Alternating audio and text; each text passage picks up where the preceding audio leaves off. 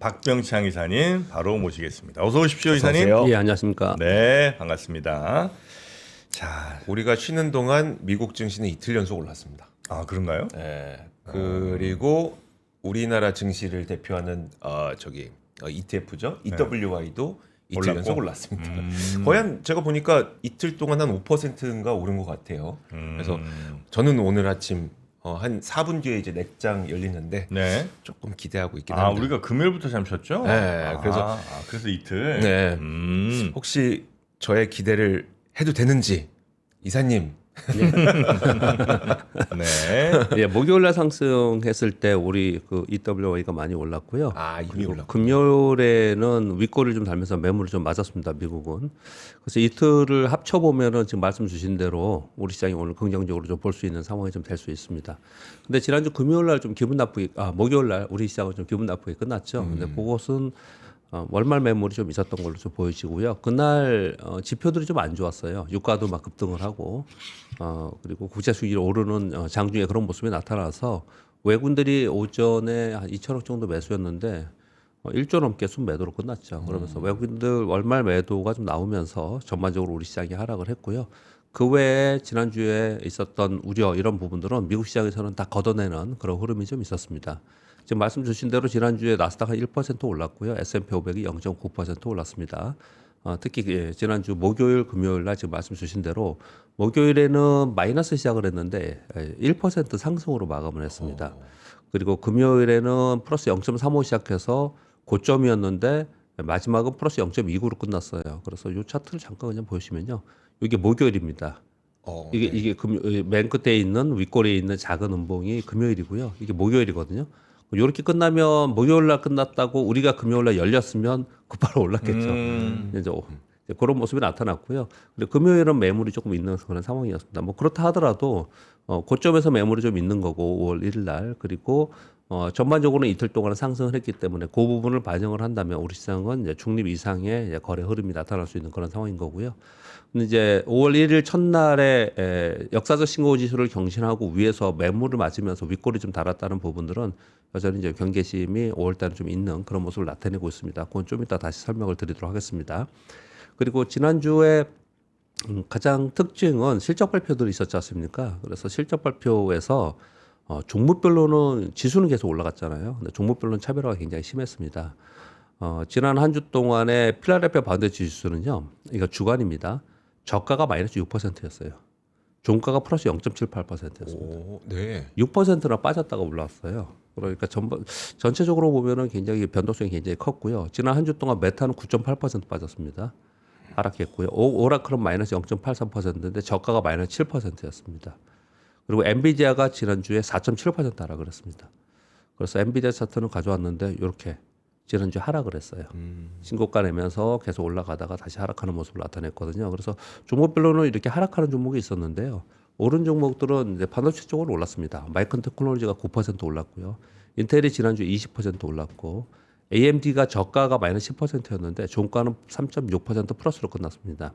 샌디스크 20% 올랐고요. 애플이 3.3%, 알파벳 12%, 퀄컴이 19% 올랐거든요. 이거 미국 시장을 또 가만히 보면 또 이렇게 느껴지죠. 엔비디아가 빠지네, 메타도 빠지고, 이런 게 좀 빠지면 그러면 시장이 하락할래나? 그런데 이제 바톤터치 맞으면서 알파벳이 확 오르고 애플이 오르고 시총이 1, 2, 3, 4, 5위 안에 있는 것들이 한쪽이 빠지면 한쪽으로 오르고 계속 그래요. 그러면서 지수가 올라간 겁니다. 즉 엔비디아 하락한 부분은 애플이나 알파벳이 다 많이 한 겁니다. 얘들 시가총액 두 개 합치면 얘보다 없잖아요. 네. 근데 얘들이 올라간 거 아닙니까? 그러니까 알파벳은 특히나 얘는 3조 달러 가까이 됩니다. 3조 달러 넘었었죠. 4조 달러인가? 제가 지금 잠깐 알파벳이요? 시총 2위니까 4조 달러겠네요. 그렇죠? 그렇겠죠. 예. 네. 그러니까 얘가 12%로 오르니까 엔비디아 빠져도 지수는 그냥 얘가 방어가 다 된 겁니다. 그러네요. 네. 그 상태에서 나머지 반도체가 오르니까 와, 지수는 인텔이 올라가는 그런 상황이 좀 된 거예요. 그러니까 지난 한 주 동안의 흐름은 그렇게 종목별로 차별화가 생기면서 지수는 그냥 올리는 그런 모습을 좀 나타냈습니다. 그런 차이점이 있는 거고요.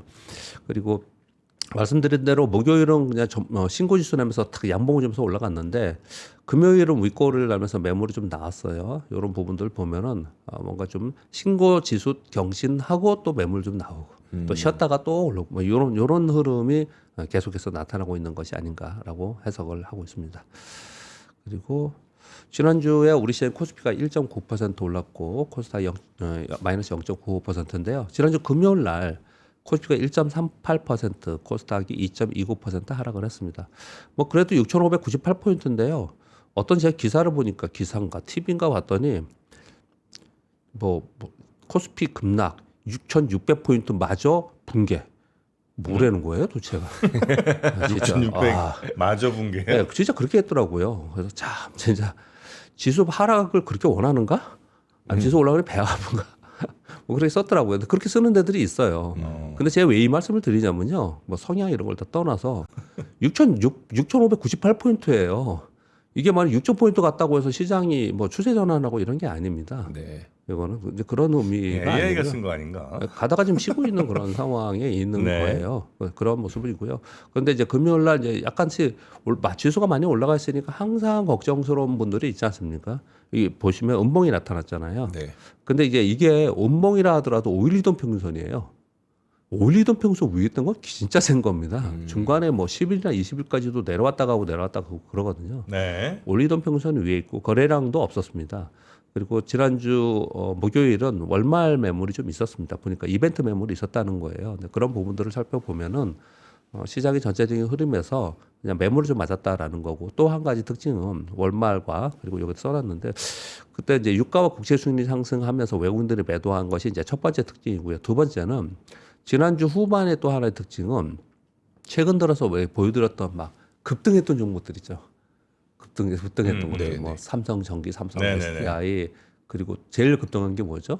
전력기기들, 변압기들 전력기기, 건설. 급등했잖아요. 여기 매물이 나오더라고요. 누가 매도를 했냐? 국내 기관들이. 그러니까 차익 매물이 좀 나왔어요. 그래서 차익이라는 매물이 좀 나오면서 워낙에 뭐 이격 벌이면서 막 급등했잖아요. 워낙 네. 많이 올랐죠. 예, 예.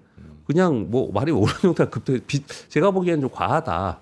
예, 그런 종목들이 이제 매물이 좀 나와서 그 매물 소화가 좀 이루어지는 그런 상황인 거고.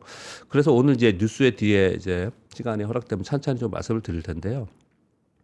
이제 순환매가 나타나면서 기존 주도주보다 다른 데서 순환되지 않겠냐 이런 보고서가 이제 나오기 시작하더라고요. 그거 제가 두 분께 여쭤볼 겁니다. 네. 그렇게 될 거 아니냐 안 될 거 아니냐 이따가 제가 읽어드리면서 그 부분이 지금 여러분들한테 가장 중요한 겁니다. 주도주가 너무 많이 올랐는데 여기서는 이제 주도주 좀 쉬고 다른 네. 애들이 올라가지 갈 거냐 않겠냐는 아니면 그냥 주도주를 할 거냐 네, 네, 쉬었다 네. 갈 거냐 네. 이게 지금 아마 지금 우리에게는 5월에 가장 중요합니다. 네. 예, 그런 정도 말씀을 좀 드리도록 하겠습니다. 이거 이제 일봉 지수이고요. 전반적으로 보면은 지난주 초에 있었던 변동성이 어떤 거였냐면 이제 미국과 이란의 협상 교착 상태에서 양측의 강경 발언이 있었어요. 그래서 유가가 급등했는데 후반에 약간 안정화됐고요. 달러인덱스는 98 정도에 있었고 원화도 많이 올랐었죠. 그래서 다시 1,471원으로 조금 내려갔고요. 엔화는 특히나 160엔 위로 올라갔었거든요. 금리 동결하면서. 네. 근데 BOJ에서 바로 개입을 했습니다. 그래서 155엔까지 떨어졌다가 157엔으로 안정됐습니다. 이거 미국하고 공조해서 했습니다. 그래서 이거 엔화 어떻게 표현하냐면 기사나 이런 내용들을 보면요. 이거 주말에 다들 지켜보고 있어라. 이거 우리가 개입한다. 이렇게 경고를 했어요. 네. 그러니까 함부로 위로 엔화 약세에 베팅하지 말라라는 이제 그렇게 경고를 하면서 실제로 개입을 했습니다. 이런 모습이 나타났고요. 그리고 10년 만기 국채 수익률도 4.4% 위로 올라서더라고요. 그래서 좀 지난주 후반에 걱정됐는데 이것도 4.37%로 조금 내려가는 모습이 나타나서 즉 주 초에 걱정스러운 게 해소된 건 아닌데 그냥 소폭 안정된 그런 정도의 지난주에 마감을 좀 했습니다. 특히 필라델피아 반도체 지수는 막 변동성을 줬단 말이에요.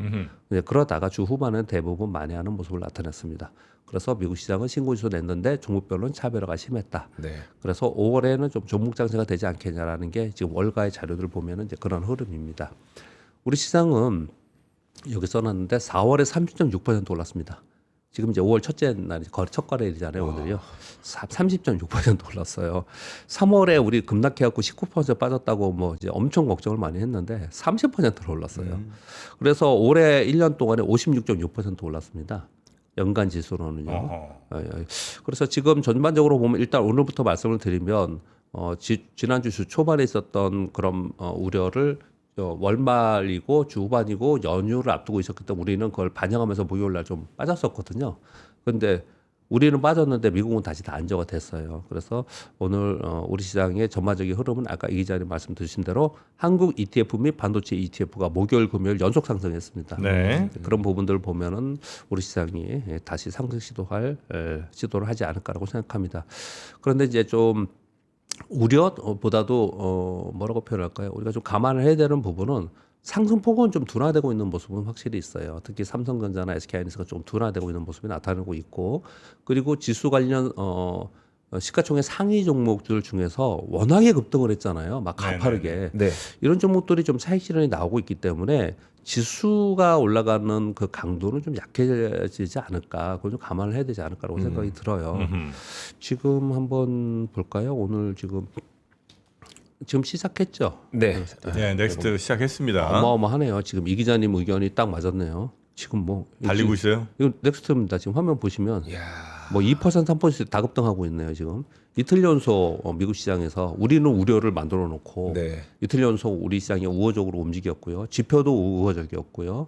그리고 지난주 금요일 날 지금 계속 말씀드린 대로 이벤트성 매물이 좀 있었던 거거든요. 그런 부분들 때문에 우리 시장이 오늘 뭐 삼성전자, SK하이닉스 2% 이상 오르고 있고요. 주요 종목들 보면은 현대차도 2% 이상. 오늘 뭐 2% 이상 다 오르고 있네요.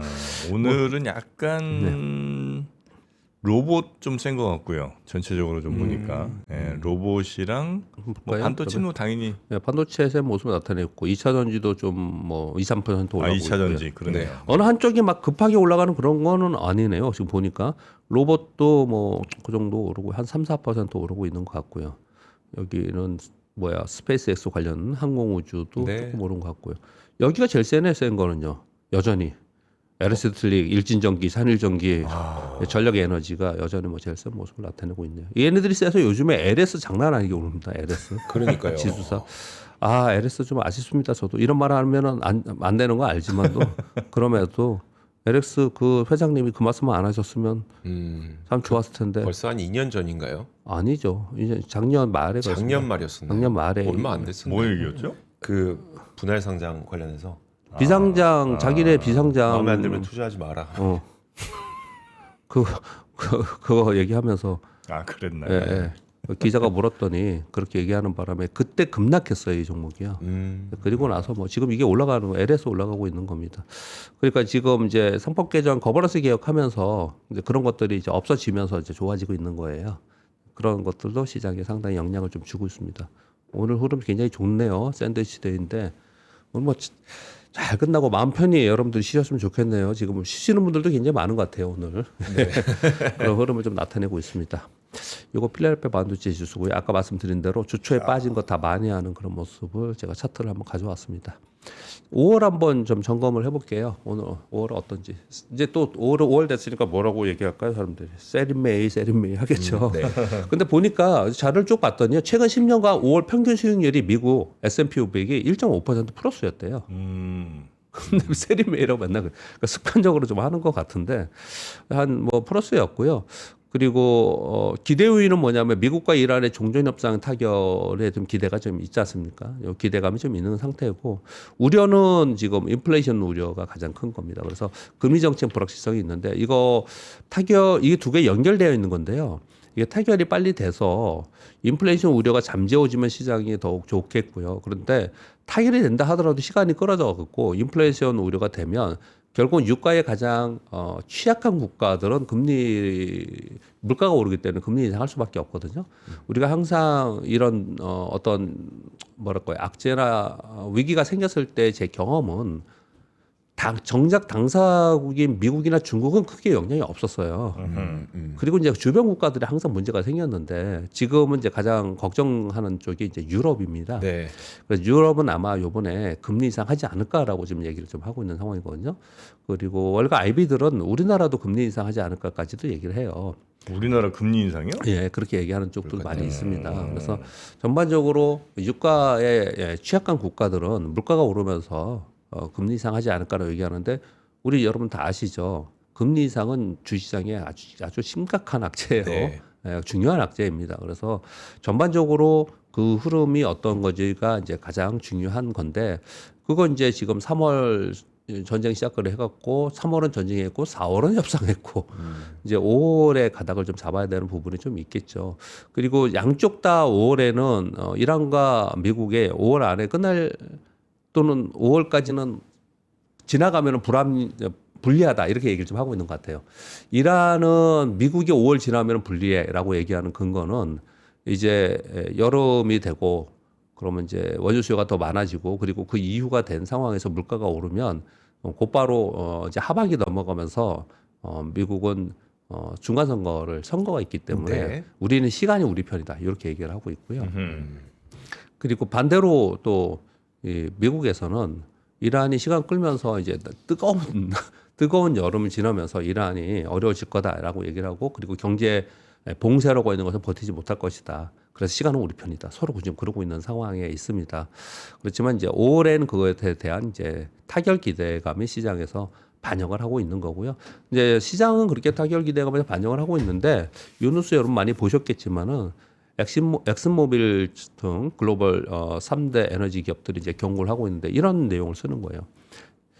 전 세계 원유 재고가 바닥을 치고 있다.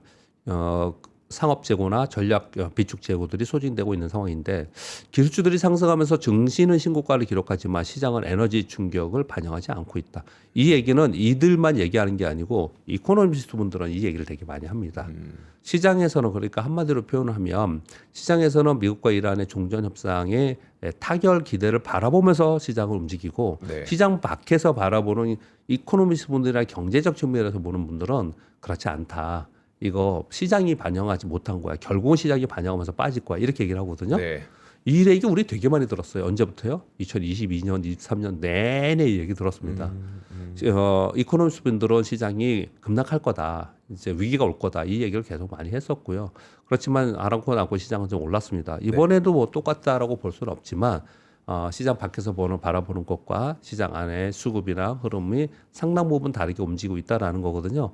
근데 시장은 딱 핵심은 그겁니다. 지금 AI로 가고 있는 거고요. 그 AI로 가고 있는 건 그 흐름은 그대로 있는 상태인데 또 하나가 유동성이잖아요. 네. 그래서 물가가 오르면서 만약에 금리 인상을 하면 유동성을 흡수하는 정책이기 때문에 거기까지 가냐 안 가냐만 보시면 돼요. 시장 그렇게 보시면 될 것 같고요. 일단 뭐 5월 말씀을 드리면 5월에 주요 이벤트들은 몇 가지들이 있습니다. 트럼프 대통령이 중국을 방문하죠. 그래서 미중 정상회담이 5월 14일부터 15일 있고요. 파월 의장의 임기 종료가 5월 15일 날 있고요. 구글의 개발자 회의가 5월 19일하고 20일이 있는데 엔비디아가 곧 다음 날인 5월 20일 날 실적 발표합니다. 그리고 우리나라는 삼성전자의 총파업 예고일이 5월 21일이에요. 그리고 이제 개별적으로 바이오 쪽에는 이제 이벤트 아스코가 있는 그런 상황인데요. 제일 중요한 건 미중 정상회담이죠. 그리고 시장에서는 이게 제일 중요하고 그 다음에 엔비디아 실적 발표. 이 두 가지를 가지고 우리가 이제 흐름을 좀 보시면 될 것 같은데요. 저는 이제 개인적인 생각은 이렇습니다. 뭐 오늘 지금 상승을 하고 뭐 추가적인 상승 쪽으로 저는 시장을 보고 있습니다. 그래서 일단 7천을 넘어서는 그런 흐름으로 시장을 좀 보고 있는데 시간이 가면 갈수록 호재는 반영을 하면서 제가 왜 길게 설명드리자면 시장이 호재는 반영하면서 가잖아요. 네. 즉 미국과 이란의 종전협상의 타결 기대할 것이라고 시장이 바라보고 하잖아요. 타결되면 어떻게 될까요? 세론. 그냥 그 단기적으로 떴다가 밀릴 가능성이 저는 높다고 생각해요. 이걸 반영하고 가고 있기 때문에 그럴 거라고 생각을 하거든요. 그래서 그렇다면 이것도 단기적으로 타결이 된다 하더라도 단기의 호재이지 그냥 그것 때문에 계속 가는 건 아니라고 생각이 들거든요. 만약에 그런 부분이나 그리고 미국은 그것으로 인해서 뭐 다시 정상화된다 하더라도 취약 국가들이 다시 정상화되기에는 좀 시간이 걸리거든요. 그래서 네. 계속해서 노이즈가 발생될 가능성이 있지 않을까라고 생각을 해요. 그래서 5월달에 이런 재료들을 전반적으로 살펴보면 그리고 엔비디아 실적 발표 이런 것들을 보면은 전반적으로 5월 중순 이전까지는 강세로 좀 가다가 그 이후로 점점 날씨가 더워지는 그런 상황 속에서 시장의 상승폭, 즉 상승률은 둔화되면서 종목별로 순환매가 이루어지는 그런 상황이 되지 않을까. 그래서 셀인 매이보다 그죠? 여기서 팔고 도망가기보다는 종목별 장세가 되는 그런 상황이 네. 되지 않을까. 그래서 내 종목의 포트폴리오를 어떻게 관리하는가가 굉장히 중요한 시기가 이제 다가온다라고 생각을 합니다. 근데 이런 거예요. 그냥 아주 쉽게 생각을 해도 4월에 30% 올랐잖아요. 네. 올해 얼마나 오를까요? 또 30% 올라요? 우리 뭐 그렇게 생각 안 하잖아요. 네. 지금 지수 자체가 뭐 아까 얼마였어요? 6,600입니다. 그 10% 오르면 650포인트니까 10% 650포인트잖아요. 네네. 그 600포인트만 해도 7,300포인트잖아요. 네. 그거 합치면 한 10% 오르면 7,300포인트잖아요. 그러니까 그 정도만 바라보고 일단 이번에 그러니까 그 지수를 딱 찍는 건 아니지만 이번 흐름을 그렇게 보시는 게 어떤가 이 뉴스들을 보면서 제가 좀 그런 생각이 들더라고요. 뭐 개인적인 5월에 대한 뭐 궁금하신 분들 많이 있으실 것 같아서 네. 개인적인 생각을 좀 말씀을 좀 드렸습니다. 근데 만약에 그 물가 문제가 생기긴 하는데 예, 그게 이럴 때가 있잖아요. 본격적인 금리 인상 사이클로 들어가는 시점이 있는 반면에 예, 그러니까 일시적인 금리 인상들도 가끔 있긴 있었잖아요. 예. 이런 건 우리가 미리 구분을 하기는 좀 힘들죠. 금리 인상은 근데 한 번 하다가 쉬었다가 이러지는 않거든요. 네, 아 그래요? 금리 인상하느냐 금리 결정은요. 네. 그 원양어선이라는 표현을 쓰잖아요. 조금만 돛담배처럼 갔다 왔다가를 못해요. 그래서 한번 인상 기조로 가면 그 인상하다가 동결했다가 또 인상했다 동결 또는 동결을 쭉 하든지 이렇게 가지 인상했다가 아닌가 봐. 그래서 이러지 않거든요. 그래서 금리 인상 기조로 한번 접어들면 그것은 시장에서는 좋지 않게 볼 가능성이 상당히 있습니다. 그리고 미국과 이란 협상 내용들 그냥 내용은 긴데 짤막하게 말씀드리겠습니다. 이란에 제안을 했고 트럼프가 거절했다고 뉴스 여러분 들으셨죠? 그런 상황 속에서 이란이 14개항 수정안 제시했어요. 그래서 이것 때문에 또 시끄러웠습니다. 주말에. 그러다가 이것도 트럼프 대통령이 마음에 안 들어 그랬다고 하죠. 그러니까 이란에서 완화된 안을 다시 만들었다고 합니다. 완화된 게 보면은 그냥 한마디로 표현하면 쭉 내용이 많은데 이런 거예요. 이란의 14개항 수정안은 조금 강력했습니다. 뭐 중동에서 미군 철수, 요거만 말씀드릴게요.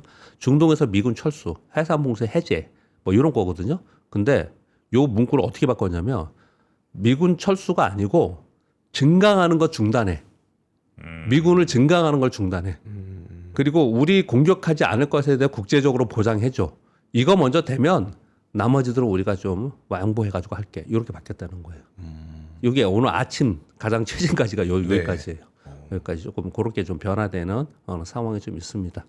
그 흐름 정도만 생각하시면 될 것 같아요. 이거는 그리고 뭐 우리 맨 처음에 걱정했던 뭐 그 규례 걱정을 엄청 했고 그리고 지상군 파병한다 뭐 이런 걱정 많이 했잖아요. 지금은 거기서 상당 부분 이제 와 있어요. 네. 상당 부분 이제 벗어나 있는 상황이라서 그런 부분까지는 시장이 생각하지 않는 것 같다라고 네. 말씀드리겠고요. 그 특이한 점 중에 하나는 일본이 우크라이나 러시아 전쟁 이후에 러시아 원유 사지 않았거든요. 이거 도입 재개했다라는 교토통신에 통신이 있었는데 이런 거 왜 가져왔냐면 그죠 러시아만 지금 신나트게 생겼어요 지금. 그렇죠. 그래서 네. 예, 그런 뉴스를 하나 가져왔고요. 그러니까 가만히 생각해 보면 트럼프 대통령의 정책은요. 중국과 러시아가 되게 좋아요. 그러니까 거기를 제일 세게 때리는 것 같이 하긴 하는데 네. 사실상은 네. 중국 러시아가 나쁘지 않은 혹은 괜찮은 경우가 많더라고요. 그래서 참 그 전에 미국은 그러지 않았잖아요. 네. 그러니까 트럼프 이 정부에서는 마치 뭐 중국이나 러시아의 가장 뭐라 그럴까요? 경쟁 국가로 그리고 지배하려고 하는 뭐 이런 정책이라고 말은 그렇게 하는데 정책은 오히려 도움이 되는 그런 정책이 되고 그리고 또 실제로는요 트럼프 대통령에 대해서 그 워딩을 보면은 맨날 그 푸틴과 시진핑은 존경한대요. 그러니까 트럼프 얘기 대통령을 맞아요. 확실히 보여주는 워딩이에요. 네. 그러니까 센 국가나 센 지도자들한테는 그렇게 표현을 하고 그렇지 않은 데는 그냥 막대하고 이렇게 함부로 하는 그런 게 저는 보여주고 있는 거죠. 정상적으로 정권 바뀌는 나라 지도자들은 별로 안 쳐주고 독재하거나 장기 집권해서 뭐 한 20년 이상 하거나 뭐 이런 사람들 그러니까 자기도 그렇게 되고 싶은 모양이에요, 그죠? 본인이 그렇게 얘기를 했습니다. 네. 뭐 민주주의 국가에서도 굉장히 권력이 강한 독재자도 필요하다. 본인이 그렇게 얘기를 했잖아요. 네. 본인은. 그런데 왜 이런 표현을 좀 드리냐면 우리 주식 투자하는 사람들이지 않습니까? 근데 이거 나중에 이게 되면은 이 후유증이 다 있습니다. 그래서 이게 다 우리가 다 이게 나중에 후유증으로 보상해야 됩니다. 이거. 네. 결론적으로는 다 그래요. 네. 부분도 좀 있습니다. 뭐 그런 것 중에 하나가 이런 거잖아요. 트럼프 대통령이 EU에 수입되는 자동차 및 트럭에 대해서 25% 관세 인상 부과한다. 이 얘기를 좀 하고 있고, 그리고 주독 미군 5천 명 이상 감축할 것이라는 얘기를 하면서 우리 뉴스 보면 뭐 주한미군 투수가 몇 명 되면 이 얘기 하잖아요. 네. 이거 전부 다 이런 후유증이에요. 전부 다. 이런 것들이 지금 나오고 있는 상황이라서 상당히 지금 현재의 위정자들이 잘 해줘야 되는 상황이 좀 있고, 그 상황 속에서 우리는 뭐 우리가 위정자는 아니니까 네. 우리는 뭐 그걸까지 걱정할 필요는 없겠지만 그 흐름을 봐야겠죠. 그 흐름 속에서 시장의 시황 그리고 섹터의 움직임 이런 부분들이 있기 때문에 그 흐름을 봐야 되기 때문에 이런 뉴스를 하나 드리는 거죠. 그리고 오늘 상당히 의미 있는 뉴스가 꽤 많아요. 그래서 제가 보기에 한 설명을 쭉 드리면 한 2시간 정도 설명을 드려야 될 것 같은 그런 뉴스들이 꽤 많은데 짤막짤막하게 말씀드리겠습니다. 오픈 AI에서 스타게이트 데이터 센터의 전략을 수정했다라는 이 뉴스가 지금 나와 있습니다. 5천억 달러 규모의 스타게이트 구상을 고정된 합작 투자에서 유연하게 전환하겠다. 그래서 일단 변명들은 좀 있습니다. 변명이라 표현하는 게 맞는지 틀린지는 모르겠지만 이거 수요 감소 때문에 우리 이거 후퇴하는 거 아니야? 그러면 큰일 나잖아요. 이게 시장에서. 이게 후퇴한다고 하면은 AI에서. 그래서 이거 그런 건 아니야. 이 데이터 센터들이 완공 즈음에 엔비디아의 베라루빈이 출시가 돼. 그래서 과거 거를 가지고 혼합해서 쓸 수 없었기 때문에 베라루빈 시스템 배치를 위한 전략이다라고 얘기를 좀 하고 있어요. 그렇게 얘기를 하고 있는데 내용을 읽어보면은 시간이 왔으니까 짧게 말씀드리겠습니다. 스타게이트의 파트너십 규모로 보면 오라클과 3천억 이상의 파트너십, AMD, 브로드컴, 엔비디아, 코이바와 1조 달러 규모의 파트너십, 3천억 달러입니다. 3천억이라고 표현했네요. 이런 것들을 하고 있잖아요. 그러면서 2020년 9년까지 미국 내 10기가와트의 AI 인프라 확보 목표 이렇게 얘기를 하고 있는데 이 스타게이트는 미국 트럼프 행정부에서 같이 병행하고 있는 거고 거기서 신경을 쓰고 있는 거고 가장 최악은 트럼프 대통령이 나서면 여기에 재정적 지원을 하는 게 가장 최악이다. 제가 여러 번 말씀을 드렸어요. 그러고 있는 상황인데 지금 이 전략 수정을 했다는 그 구체적인 내용을 몇 가지 얘기하고 있는데 영국 북동부에 있는 프로젝트는 중단했고 노르웨이 프로젝트는 재검토한다. 그리고 텍사스 에빌린 확장은 중단하고 이런 얘기를 나오면서 직접적으로 데이터 센터를 직접 소유하지 않고 제3자 제공업체에 의존하는 비중을 확대하겠다. 이렇게 얘기를 하고 있어요. 네. 그래서 시장에서 결론은 어떻게 얘기하고 있냐면 스타게이트는 지속돼 너무 걱정하지 마. 그러나 구조가 변화되는 거야. 즉 부지, 금융 모델, 파트너들의 역할이 유동적으로 변화될 가능성이 있다라고 얘기를 하고 있는 것 같아요. 그래서 오픈 AI는 이 내용을 쫙 읽어보면은 저의 생각은 해석하기 다 다르고 전문가분들이 많이 있으실 거예요. 근데 제가 그동안의 뉴스 프로를 이렇게 보면서 생각해 볼 때 오픈 AI의 이 전략 수정은 자본 지출에 대한 우려가 너무나 많고 수익 대비 이 투자가 너무 계속 많이 있지 않습니까? 네. 근데 투자가 있으면 투자 유치를 계속 해야 되잖아요. 이걸 우려를 막 하잖아요. 네. 그러니까 우리 투자에 대한 것을 줄일 수는 없고, 그러니까 직접 투자하지 않고 간접적으로 다른 애하고 합작하든지 수합하든지 하는 쪽으로 바꿔가는 그런 것들을 좀 시도를 하려고 하는 것 같아요. 그런 부분들이 있기 때문에 시장에서는 이런 부분들을 좀 우려스럽게 좀 보고 있는 상황이 좀 있습니다. 저는 이걸 되게 중요하게 생각하기 때문에 자주 이 뉴스가 나오면 비슷한 뉴스가 나오면 말씀을 드립니다. 뱅크 오브 아메리카에서 2027년 AI 자본 지출 1조 시대를 맞이할 것이다. 올해 한 8천억 달러 된다고 얘기를 하고 있고요. 내년에 1조 달러 이상이 전망이 된다라고 얘기하고 있습니다. 근데 이것도 내용을 좀 읽을만 해요. 뭐냐면 지금 엄청나게 자본 지출이 는다는 얘기는 그러면 AI 인프라나 뭐 메모리나 엄청 좋네. 네. 이렇게 생각할 수 있잖아요. 우리 맨날 자본 지출이 줄었냐 늘었냐만 보잖아요. 근데 이 뱅크 오브 아메리카에서 이렇게 해석했습니다. 이거 단순히 투자 확대하는 게 아니야. 구조적 공급 제약과 장기 수요를 확정하는 지금 우리 왜 메모리도 장기 수요로 지금 계약하잖아요. 네. 그래서 이 비용이 늘어난 거야. 똑같은 비싸진 투자라도 비용이 늘어난 거예요. 비싸진 거라는 거죠. 하나 살 때 비싸진 거라는 이렇게 거죠. 얘기를 하고 있어요. 지금. 어. 그래서 투자 확대가 아니고 똑같은 투자를 하더라도 비용이 엄청나게 구조적으로 늘어서 이 전체적인 비용이 늘어난다. 네. 이러면 요거는 우리 메모리 쪽이나 이쪽에는 호재이지만 이 데이터 센터 건설이나 AI 자본 지출하는 쪽에는 이건 악재예요. 이런 뉴스들은. 네. 예, 그런 내용들이 좀 있어. 여러분들 한번 아침에 제가 그냥 인사이드 아침에는 그냥 이게 뉴스를 전해드리고 있으니까 여러분 한번 생각해 보실 뉴스들입니다. 5번은 중국의 흥업증권에서 발표한 내용인데요.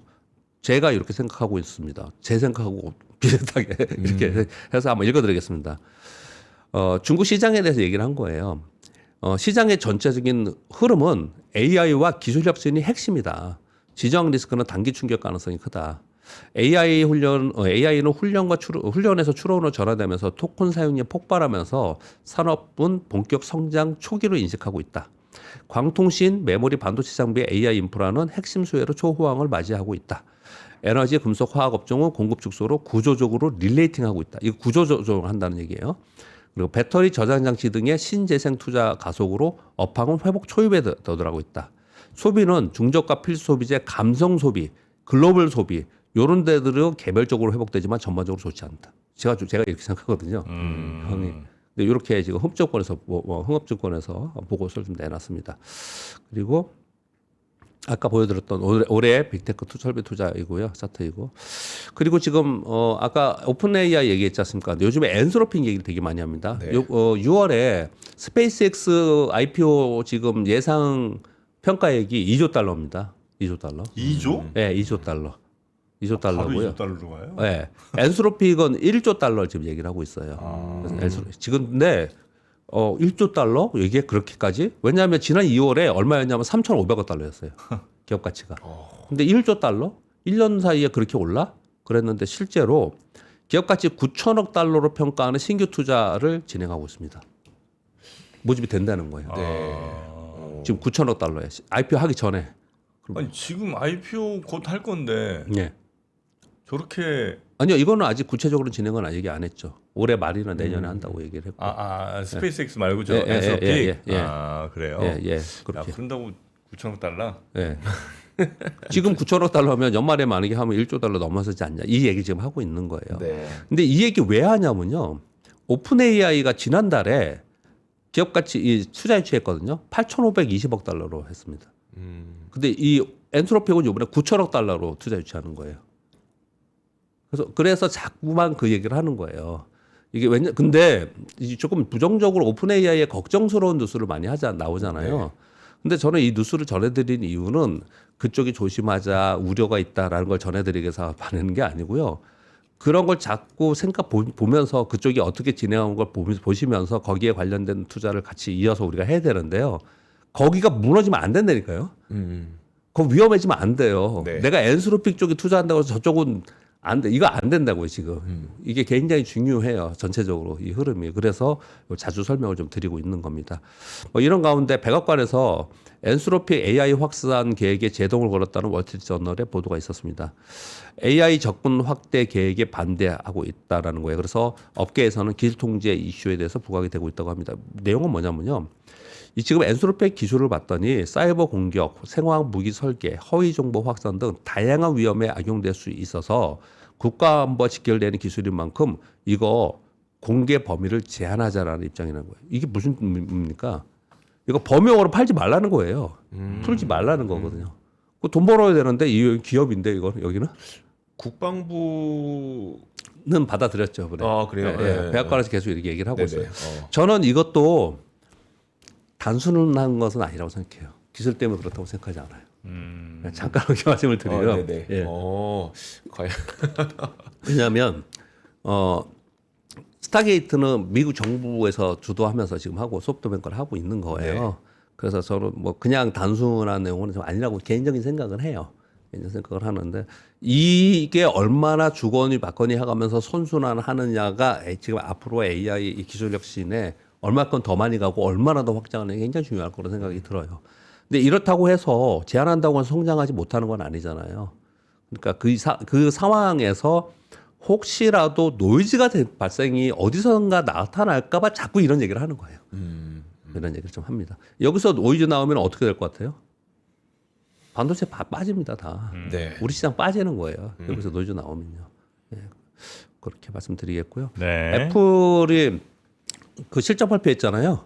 이번에 아이폰 판매만 예상하였고 나머지는 다 예상 상회.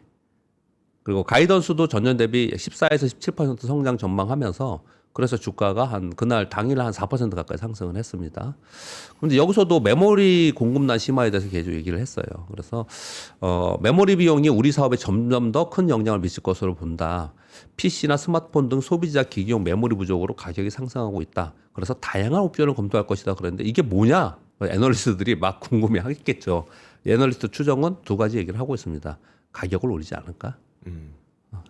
가격 올리려고 미리 이런 발언을 좀 한 게 아니냐 네. 이런 얘기를 하고 있고 그리고 메모리에는 이제 장기 공급 계약을 계속 하지 않을까 이런 얘기를 좀 하고 있고요. 자사주 매입을 $1,000억 추가 승인했다고 합니다. 애플은 자사주 엄청 계속 사서 소각해요. 그러니까 EPS가 계속 올라가죠. 계속 사서 소각해요. 그래서 이것만 가지고 또 뭐 진짜 꽤 오랜 설명을 좀 드리고 싶은데 뭐냐면 기업의 성장 스토리, 성장 사이클이 있잖아요. 네. 성장 사이클에서 다시 스타트업으로 돌아가는 성숙 기업이 스타트업으로 돌아가는 단계에서 새로운 성장 파이프라인이 없으면 그러면 그 기업의 주가를 계속 유지하려면 어떻게 해야 되냐면 주주하는 분이 없어요. 유저분이 없어요. 그래서 애플은 빨리 다른 성장 예전 하려고 했던 애플카 뭐 또 있잖아요. 비전. 네, 뭐 비전, 뭐 비전 플러스였나, 뭐 이런 비전 것들에 프로, 네. 대한 것에 대해서 나와야 되는 상황이라고 생각을 합니다. 그렇게 말씀드릴게요. 그리고 여기를 아까 제가 말씀드린 건데요. 한국경제에서 뉴스에 이런 게 나왔더라고요. 이거 뭐 보고서나 이런 것들 엮어서 나왔겠죠. 4월에 코스피 지수가 30.6%를 올랐는데 반도체, 건설, 에너지가 다 견인했더라. KLX에서 하는 그러니까 우리 ETF가 아니고 이제 지수예요, 지수. 정보기술 지수는 49% 올랐고 4월에 반도체 42% 올랐고 건설 39%, 기기장비 39% 올랐어요. 근데 요즘에 보니까 이제 차익 실현 좀 나오기 시작을 했잖아요. 그래서 5월에 얘들이 좀 숨고르지 하지 않을까? 4월에 봤더니 헬스케어는 2.7% 하락했어요. 지수가 30% 오르는 동안 물론 여기는 코스닥이 많지만 2.7% 하락했고 컨텐츠는 2% 올랐고 운송은 5%, 보험은 6%, 유틸리티는 7% 올랐다는 거예요. 그래서 이런 전반적인 걸 봤을 때 여기는 이렇게 너무 가파르게 뭐 거의 50% 가까이 다 올랐고 차익 실현 나오는 걸 보니까 올해는 순환매 장세가 되지 않을까? 그래서 헬스케어나 화장품, 유통 등 상대적으로 이런 쪽이 좀 상승을 하면서 최근 반도체 투톱도 좀 상승률이 둔화되고 있잖아요. 네. 그래서 반도체 투톱, 삼성전자, SK하이닉스가 상승률이 좀 둔화되면서 그런데 시장이 여전히 돈은 풍부해. 그럼 어디 가겠냐? 순환매 이루어지면서 제약바이오나 내수주의 순환매가 이루어지지 않겠냐? 이렇게 보도가 있었습니다. 그리고 이 보도만이 아니고요. 이렇게 나오는 보고서가 많아요. 증권사에서 하우스에서 나오는 보고서가 여러분 많거든요. 이 보고서가요. 근데 이걸 한번 읽어드릴게요. 이거 지금 이게 한국경제 표예요. 이런 거 지금. 미래에셋증권에서 산업별 이익 동향 꽤 의미 있는 것들인데 이것도 빠르게 읽어드리겠습니다. 글로벌 EPS 변화율을 봤더니 1개월 전하고 지금하고 봤더니 선진국 1.4% 증가, 이머징 7.2%, 컨센서스가 상향되는 국가 한국 대단합니다. 24.7%. 2위가 대만이 5.3%예요. 호주가 1.9%, 미국 1.2%. 그러니까 이익 증가율을 1개월 전하고 지금 비교했을 때 우리는 24.7%로 올라가고 있다는 얘기를 하는 거예요. 컨센서스 하향 국가가 또 있습니다. 중국 마이너스 1%, 인도 마이너스 0.8, 독일 마이너스 0.7, 홍콩 마이너스 0.6이에요.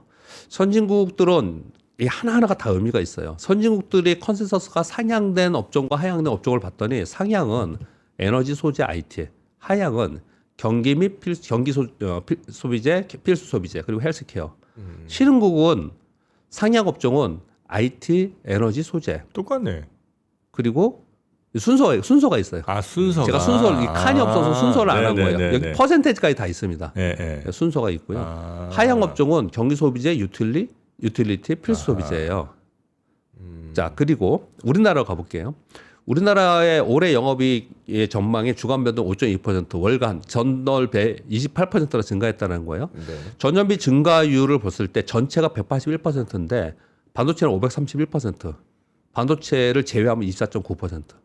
이해되시죠? 반도체 제외하면 24.9%라는 거예요. 올해 영업이 이만큼 느는데 증가율 상위에는 어디가 제일 증가하느냐? 증가율이에요, 이건요. 네. 절대 규모가 아니고 2차 전지, 반도체, 에너지, 디스플레이, 화학이고요. 영업이 증가분의 기여도, 즉 이렇게 많이 증가하는데 어디가 제일 많이 증가하느냐? 기여, 당연히 반도체겠죠. 네. 반도체, 에너지, 조선, 은행, 증권 이게 달라요. 그래서 산업 어디가 그러니까 요건 부연 설명 드릴게요. 증가율 상위는 예를 들어서 2차 전지는 마이너스 2천억이었다가 뭐 마이너스 20억이야, 200억이야. 그럼 증가율이 늘은 거예요. 네. 예, 절대 수치로 플러스로 어마어마한 수익을 냈다 이런 게 아니고 좋아졌다라는 거예요. 얘네들은요. 네. 그리고 이 밑에 있는 애들은 이익이 계속 좋다라는 얘기예요. 이 밑에 있는 애들은 빨간 것으로 제가 그래서 따로 표시했습니다. 그러면서 컨센서스 상향 업종 요 두 개를 합쳐서 2차 전지, 에너지, 지주, 반도체, 건설, 기계, 호텔, 하드웨어, 조선, 해상품 이렇게 해놨고요. 컨센서스 하향 업종 유틸리티, 디스플레이, 인터넷, 자동차, 엔터, 철강, 방산, 운송, 건강관리. 방산 되게 좋잖아요. 네. 요즘에 철강도 오르잖아요. 네. 그렇잖아요. 근데 왜 이거 컨센서스 하향이냐? 그러니까 전에 좋았던 거에서 율이 다르다는 표현을 지금 드리는 거예요.